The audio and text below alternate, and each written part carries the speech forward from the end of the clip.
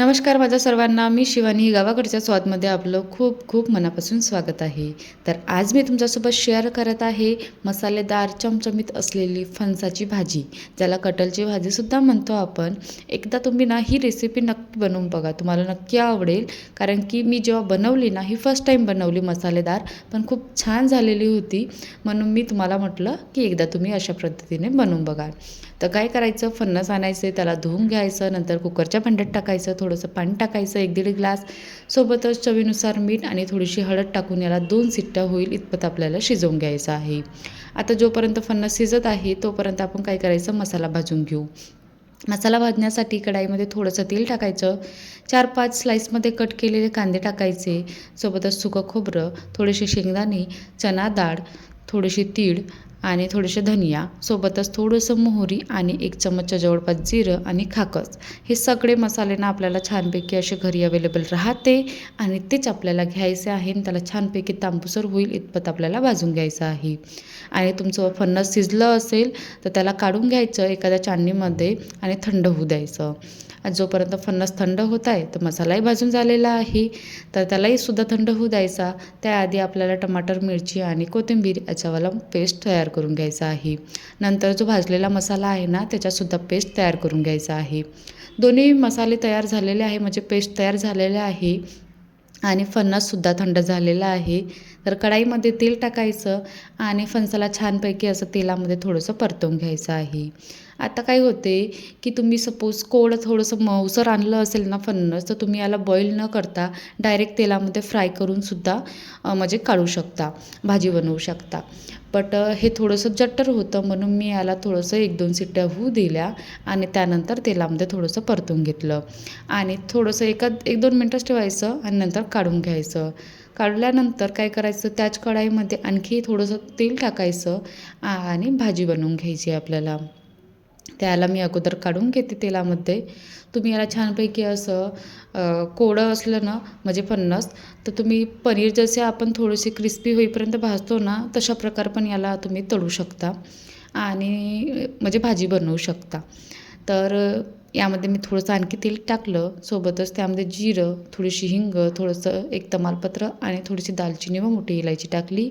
सोबतच बारीक चिरलेला कांदासुद्धा टाकला आणि याला मऊसर होईपर्यंत आपल्याला थोडंसं परतवून घ्यायचं आहे. नंतर यामध्ये आलं लसूण पेस्ट टाकायचं, त्यालासुद्धा छानपैकी असं परतवून घ्यायचं आणि नंतर मसाले टाकायचे आहे.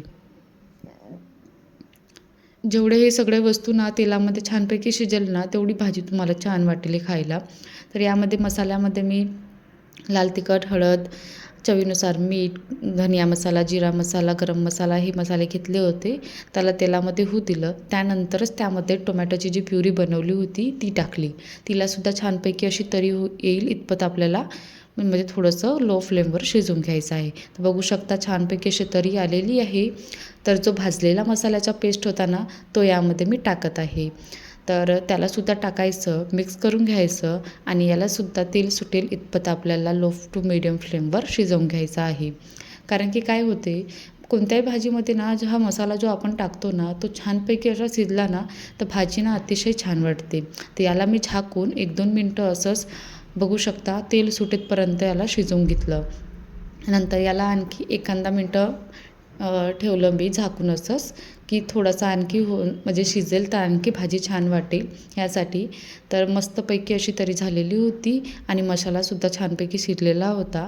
तर यामध्ये जे पनीर फ्राय केले होते, फणस फ्राय केले होते ते टाकले आणि मिक्स करून झाल्यानंतर यालासुद्धा मी लो टू मीडियम फ्लेमवरच झाकून ठेवून दिलं. आता काय करू शकता तुम्ही, तुम्हाला सुकी भाजी आवडत असेल ना, तर म्हणजे फणसाची, तर याला का नाही थोडंसं शिजू द्यायचं असंच आणि नंतर तुम्ही यामध्ये आता बघू शकता अशा स्टेजवर इतपत स्टेज येईल ना, तर तेवढ्यामध्ये तुम्ही आता गॅस बंद करूनसुद्धा याला कोथिंबीर टाकून भाजी खाऊ शकता. बट तुम्हाला ग्रेव्हीवाली आवडत असेल ना, तर काय करायचं, पाणी टाकून द्यायचं भाजीमध्ये आणि ग्रेव्हीवाली बनवून घ्यायची आहे. तर यामध्ये मी पाणी टाकलं आणि याला थोडीशी उकळी येऊ द्यायची. 1-2 उकळ्या आल्या की एखादा मिनटं झाकून ठेवून द्यायची अशीच भाजी. त्यानंतर ना छानपैकी अशी तरी सुट्टे भाजीला ह्यावाल्या. आता मी ही उकळी आली आहे तर गॅस बंद केली. गॅस बंद करून झाल्यानंतर बघू शकता की ती छानपैकी भाजी तयार झालेली आहे. तर याला प्लेटमध्ये काढली आणि मस्तपैकी गरमागरम पोळीसोबत, भाकरीसोबत, ज्याच्यासोबत पण आवडत असेल ना त्याच्यासोबत तुम्ही खाऊन एन्जॉय करू शकता. बघू शकता मटणाच्या भाजीपेक्षाही अतिशय भारी वाटते भाजी खायला. तर अशा प्रकारे ही फणसाची भाजी मसालेदार तयार झालेली आहे आणि तुम्हाला आवडली असेल ना तर एकदा तरी बनवून बघा. नक्की का ही भाजी तुम्हाला आवडेल. मला वाटलं नव्हतं, कारण की काय होते मी फर्स्ट टाईम बनवत आहे ही भाजी मसाल्याची. पण छान वाटली मला खाल्ल्यानंतर, म्हणून मी तुमच्यासोबत शेअर केली. तर आजची रेसिपी तुम्हाला आवडली असेल तर बनवून बघा आणि चॅनेलला सबस्क्राईब करायला विसरू नका. चला तर टेक केअर, बाय.